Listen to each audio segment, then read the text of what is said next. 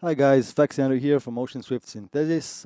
In this video, I would like to present to you perhaps our favorite device from our developments, the Formula X synth, and also the partner to this synth, the Formula FX box.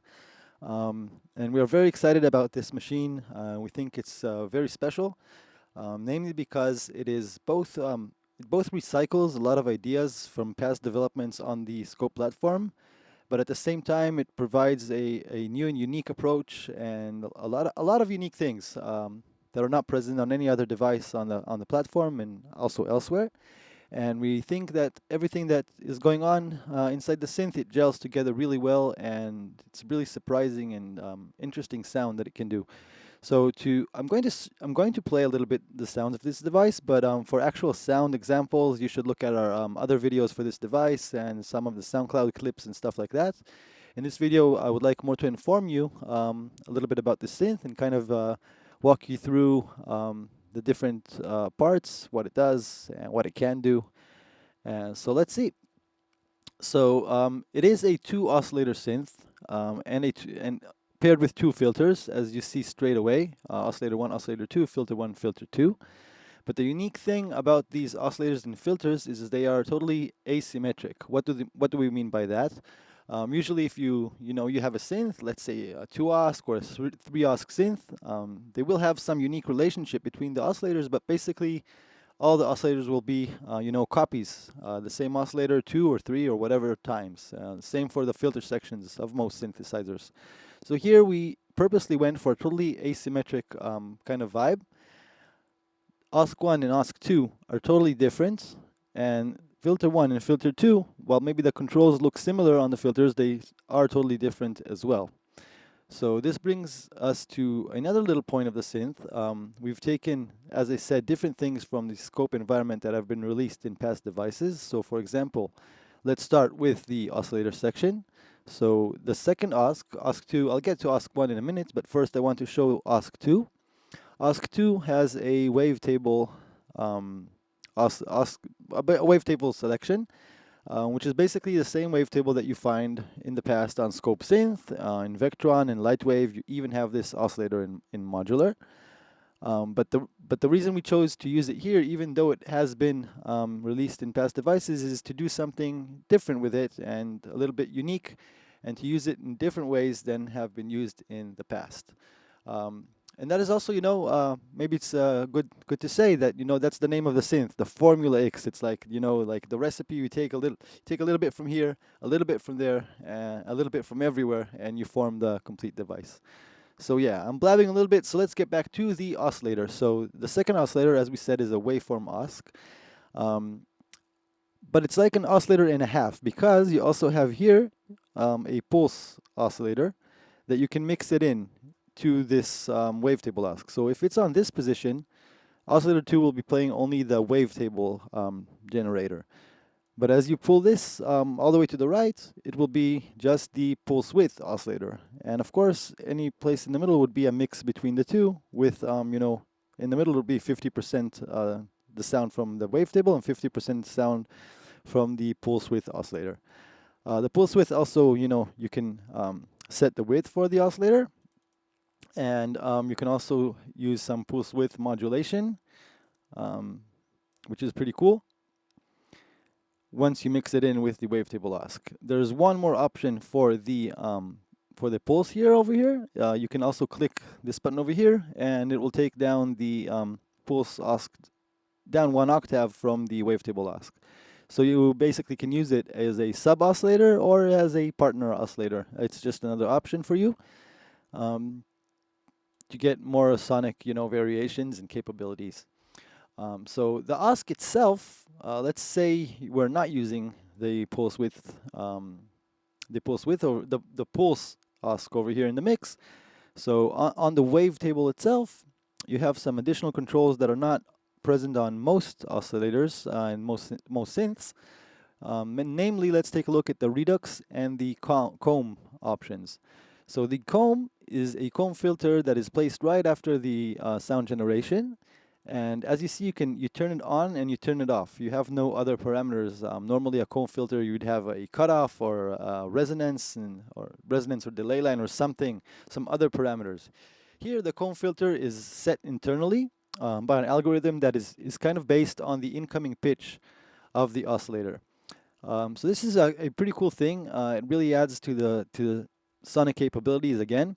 For example, let's see if we can. Let's open some. Actually, open the drone bank.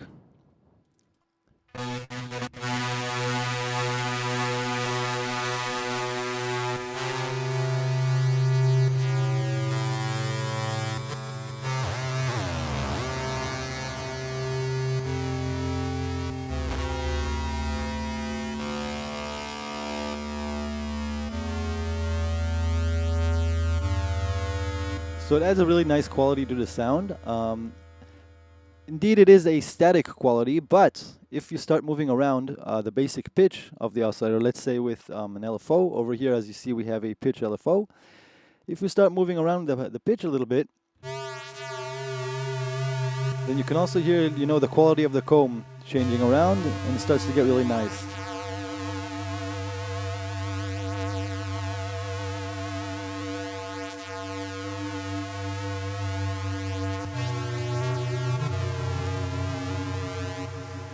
That's just for the comb option.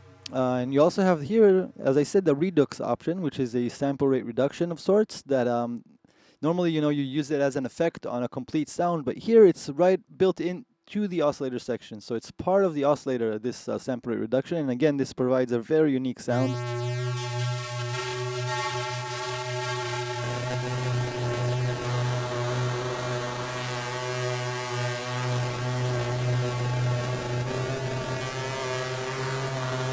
Now, obviously, of course, it also depends on the preset that you have set up, how it will respond to it. But the idea here of both the comb and the redux, a lot of synths, I know you can make your clean sounds. I know you can make like your amazing, nice and cool and clean pads, but this is a little bit to get you a little bit of a raspy quality, to make this sound of this synth unique and grungy and dirty, ideal for sound design, like ambience and space music and anything that needs a little bit, beyond of the clean, awesome Berlin sound of analog, which is great by itself.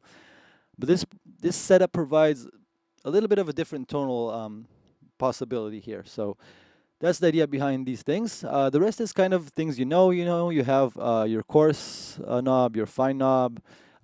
You have a pitch envelope over here, which is an AD envelope with slope and velocity control. That you can, implement on the oscillator. The LFO you already saw, the pitch LFO. So that's basically for the oscillator. Another cool thing I want to show you is we do have a unison mode here. So right now, let's take off the redux and everything. I don't have a lot of DSP power on this machine, so I can only get you to listen to 2 unison, but let's try this. Let's put it on 2 over here.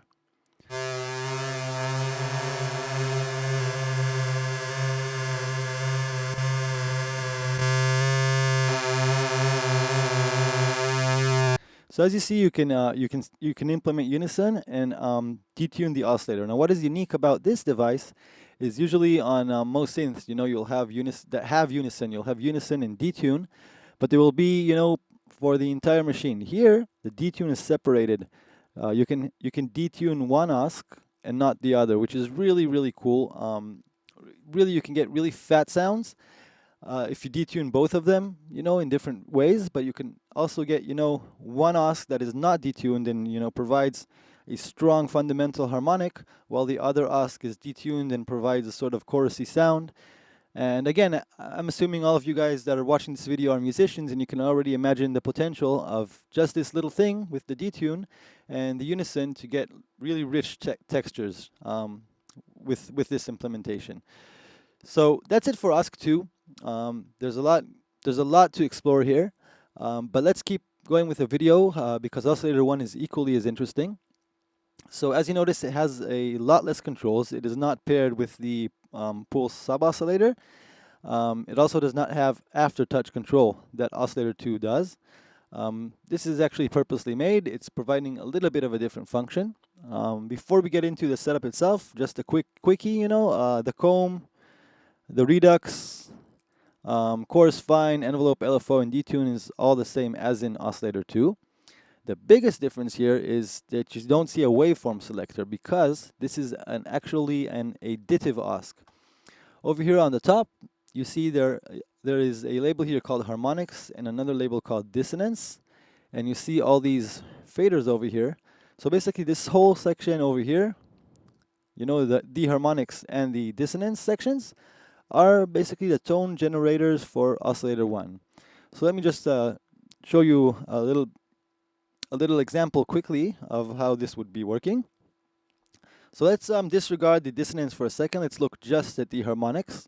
So over here you have the first 8 harmonics of whatever fundamental you will be playing. So let's, for this example, take off all the harmonics except the first harmonics, and this would give you a pure sine wave.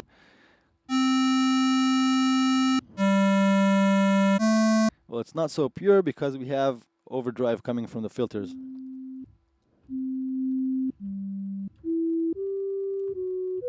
Now it's kind of pretty pure sine wave. Now as you add all, from the harmonic section, as you add harmonics, this is all harmonic content, so it's integer multiplications.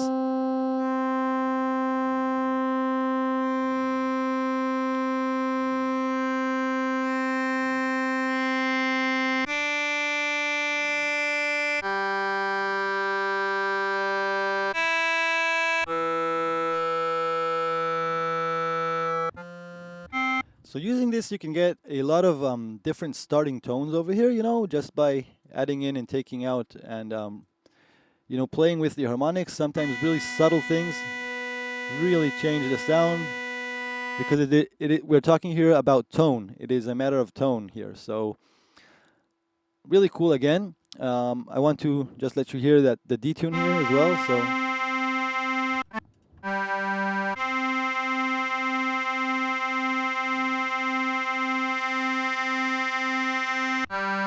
But if this is all the oscillator could do, it's kind of nice, it's kind of cool, additive, yay, and everything. But bottom line for us, it is not enough interesting, So we have some more things that make this oscillator a lot more interesting than having just 8 harmonic additive partials. The first thing, let's go and look at the dissonance. So here, as I said, these are all harmonics. These are all integer multiplications of the first partial. So you have no control over the frequency content of each one of these, Each one of these is preset as integer multipliers, like I said. Over at the dissonance side, you have the faders, but you also have this little knob right under each one of the faders. Now this little knob indicates the multiplication factor from the fundamental frequency. So this is why it's called dissonance, because these are not, you can set, if you want, harmonic integers. I can write 2, 3, 4, and so on, but there's really no need for that because we have 8 harmonics already over on this side.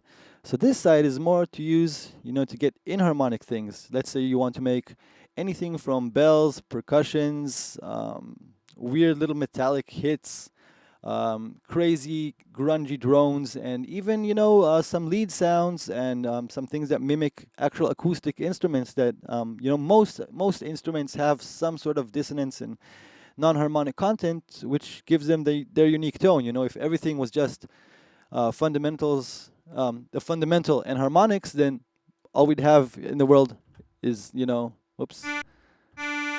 is this sound. Okay, so in order to utilize the dissonance, let's just for the example, I have not said anything here that I have no idea what we have here. But let's add in, let's say, some dissonance partials. And we need to use this knob, which is the tone mix. If you set it on 50-50, then it is actually what you're seeing here, as drawn, let's say. But you can also give more weight to the harmonic side or to the dissonance side. It's just another option, another way to mix the harmonic and the non-harmonic content. So what we got here is, so this is totally not harmonic.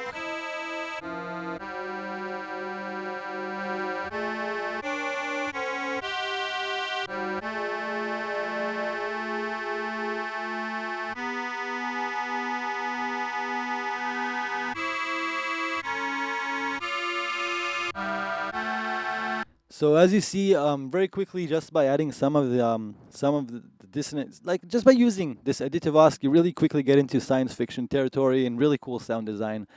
Especially if you start detuning here and adding in the second OSC, you know.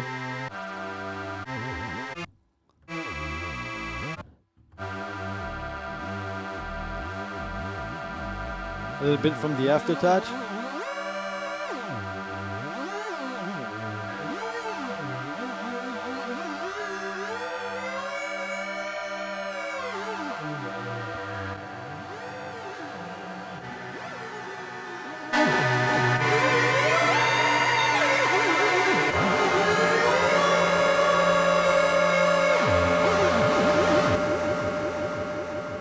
So yeah, I got carried away a little bit but as you see how very quickly you get really like, wow, how did that even come to be, you know?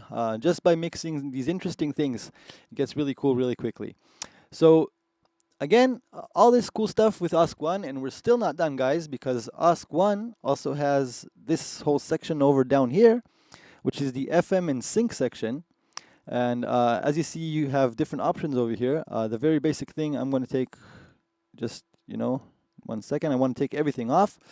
It wasn't on anyway because the amount was off, but Oscillator 2 provides FM to Oscillator 1, and it is kind of like, you know, the virtual analog kind of way of FM. It is not like the 8 operator or anything like Yamaha is doing. Just very simply, very raw, direct frequency modulation from Oscillator 2 to Oscillator 1. One small thing to note is that internally, it doesn't matter what waveform you choose over here. Oscillator 2 is sending a sine output to frequency modulate Oscillator 1. So it kind of also frees you. Let's say you do want FM, but you want a certain waveform over here. That's really cool as well because always a sine wave is what is being sent. The rest of the information stays the same. Just the basic waveform that is doing the FM is a sine. So you kind of, you know, it's pretty cool. So let's take off the delay for a minute so we can just hear the very basic tone. Let's go back to just harmonic content on the first oscillator.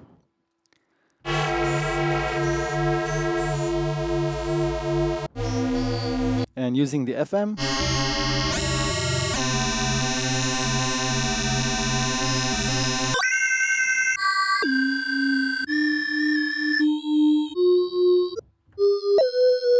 You can get all sorts of things. And as you see, I'm moving the waveform, it is not influencing the FM.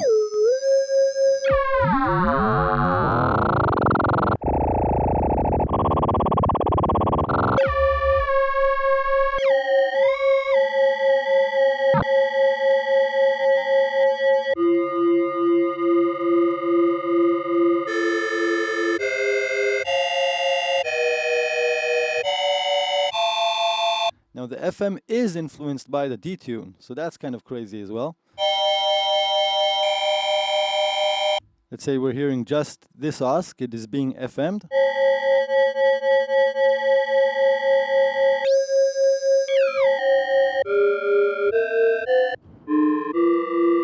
Now the FM has a few options. It can go, if you click on E and V, the FM signal is first passed through the same envelope that does the pitch envelope.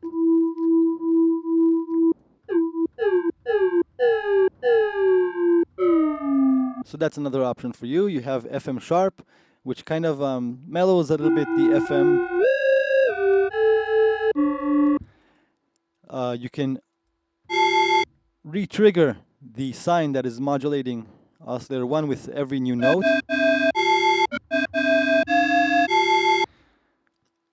And that's basically for the FM section itself, but you also have sync, which is, you know, oscillator sync from oscillator 2. Well, not exactly. It's oscillator sync to oscillator 1, but with a few options. 3 options, actually. Either you don't have sync at all to oscillator 1. You can sync oscillator 1 to incoming gate signal, basically re-triggering of the oscillator. Or you can put it into OSC mode, which means that oscillator 1 is synced to oscillator 2.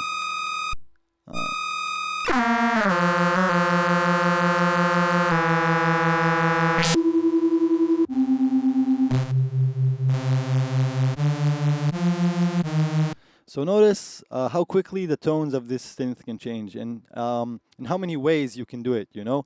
A little pull on the sync knob, a little pull alternatively on the FM knob, maybe both of them.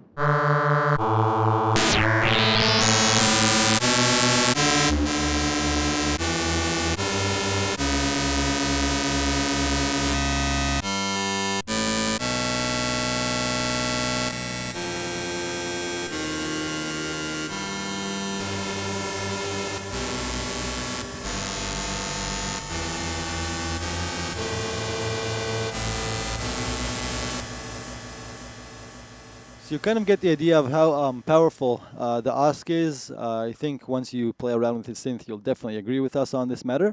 Of course, you also have ring modulation option, which is also very interesting. One last thing I want to say about the ring modulation and the FM.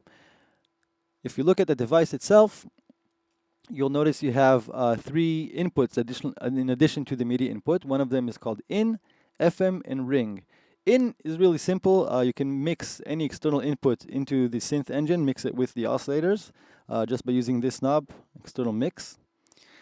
Ring means you can ring modulate. Instead of the OSCs ring modulating each other, you can have external ring modulation, which will, you know, interact with the mix of both of the oscillators. So both OSCs will be ring modulated by whatever you input into this ring input. The same for the FM. Instead of oscillator 2 providing the FM to oscillator 1, you can click on external here in the FM section, and then oscillator 1 will be getting frequency modulation, but by whatever you stick into this FM input over here. So, thanks for bearing with me so far. Yeah, as you see, the synth has a lot going on. And yeah, I even see that I forgot 2 things about the oscillators to show you. So really quickly, the same as I showed you that the detune is unique to each oscillator, the bend ranges are unique to each oscillator as well. So you can have one OSC, you know, with your pitch bend knob, you can have one OSC that bends to a maximum of 1 octave, and the second OSC that bends to a maximum of 2 octaves. And the same with the portamento. You can the portamento has 1 time for both OSCs, but you can decide to turn on portamento for one of the OSCs, or for either of the OSCs, for both of them, for neither of them. You have that choice as well. So I think now we really are done with the oscillators. I really hope so.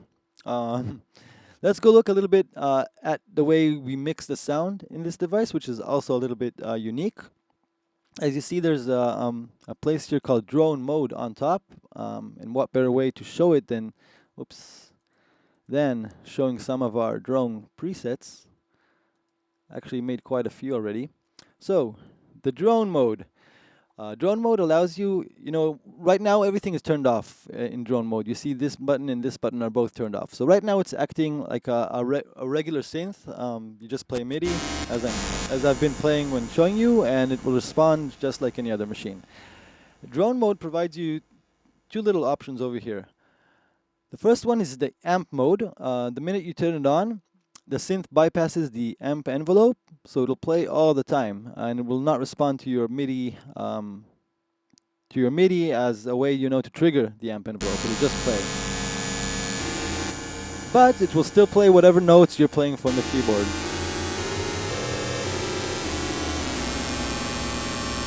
Alternatively, you can turn on both amp mode and note mode, and in this mode, the synth will both be playing all the time, but it'll get the basic pitch from whatever note you choose here. And you can go really across from C1 to C5, so you can go across a lot of tones. Now this is very useful, obviously, if you're making drone music, ambient music, soundscapes, sound design, anything experimental, anything that you need like carpets of sound. We think this is really great. Actually, personally myself, this is one of my favorite features about this synth. So let's quickly go some of the drone presets over here. I don't know which of them are really.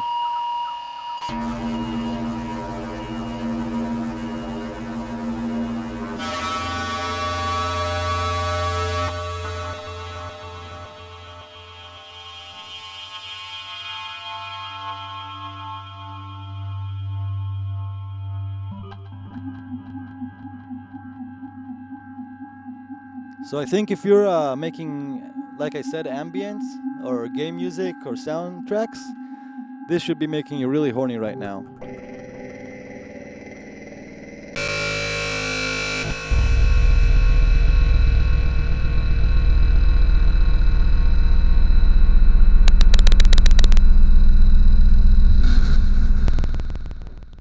So that's for the drone and mixing section. The mix itself you saw before, you just mix between both of the oscillators and ring modulation, external mix or whatever.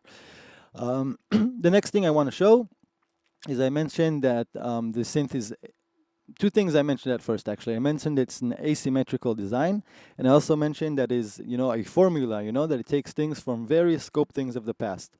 So one thing that appeared in scope in some of the scope synths, as well as in modular, is this poly filter. We've used it ourselves on our Ocean Storm synth, and this is a filter with tons of filter types, from low pass and high pass and band pass to more crazy and unique things, like swept EQs, phasers based on cutoff and resonance, kind of like you have the same knobs that you would have for the filter, but you can utilize it as a phaser, flanger, contrary phaser, all these cool things that you have inside here.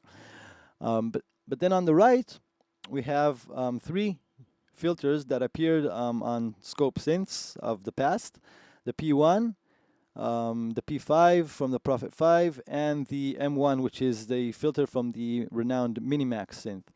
So you kind of have a really cool and unique array of filters, and the setup is also, I think, we think cool and unique. The signal flow goes from the oscillators to the first filter, where you can design it, with a poly filter, add anything you want. You can high pass it, you can bypass it, and you can do whatever cool thing you want to do to the sound and sculpt it with filter 1. And filter 2 is a little bit more traditional, as you have like an analog synth or a virtual analog synth or whatever, where you have normally a really good and strong low pass filter. And this is what you have here, and you have three flavors of that, and we think these are like the three best, probably the three best low pass filters on scope, and they're all available to you on this machine. So again, this is our thought here. This is the design here. The uniqueness and the asymmetrical design to lead you to new places, new heights in your own sound design. The rest of the filter section is kind of self-explanatory. The knobs are recognizable from whatever, from any filters. Cutoff, resonance. You have envelope control. Maybe worth to note that, as you can see, each filter has its own envelope, its own LFO. Everything, also the OSCs, everything.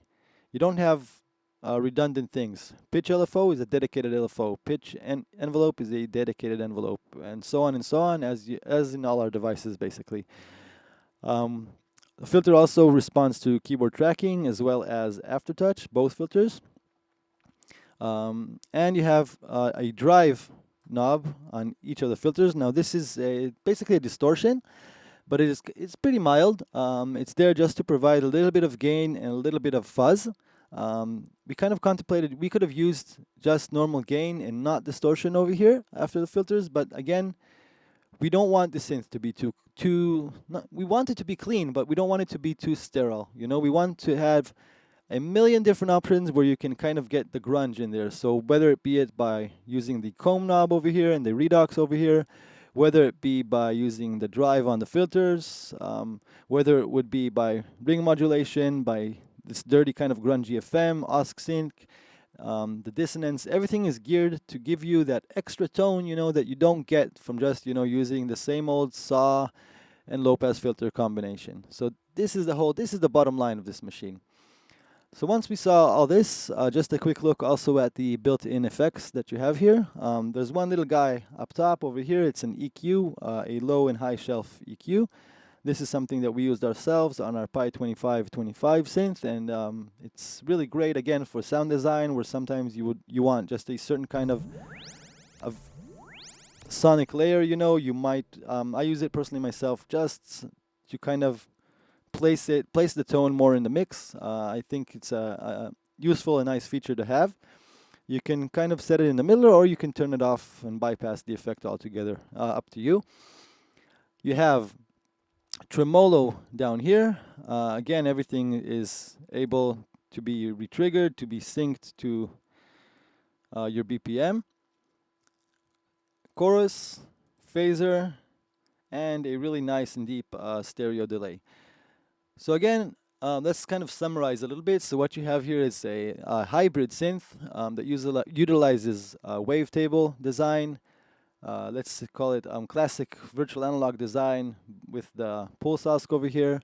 It utilizes additive synthesis with Oscillator 1, with the harmonics and dissonance. It utilizes FM, sync, ring modulation, synthesis chain, and it utilizes asymmetrical filters in a serial configuration that give you tons and tons and just tons of sonic possibilities. And again, of course, with the built-in effects, it already, it becomes a little bit even unfair.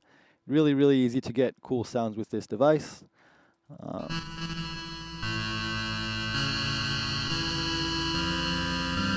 Now, obviously, you can program bread and butter sounds. You can make a bass line. You can make a really normal sounding kind of lead or whatever that you can do with other synths.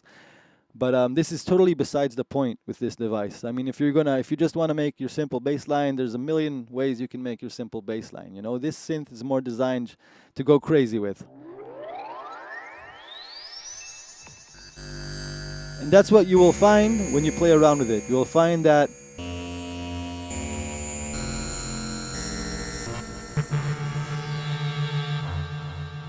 you'll find that you're using this synth to get really cool shapes and tones.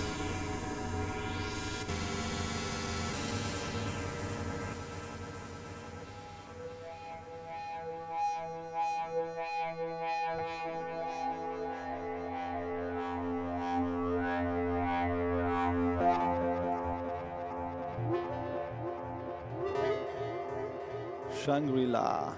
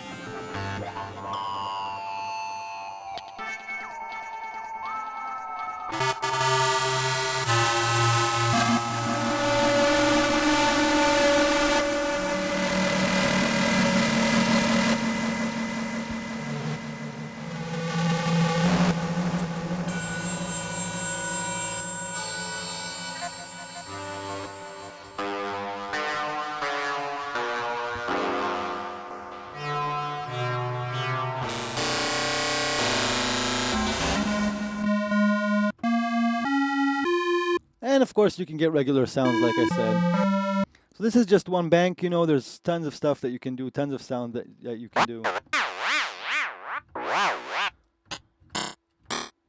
But 90% of the stuff that you will hear is just really weird stuff that is tonal.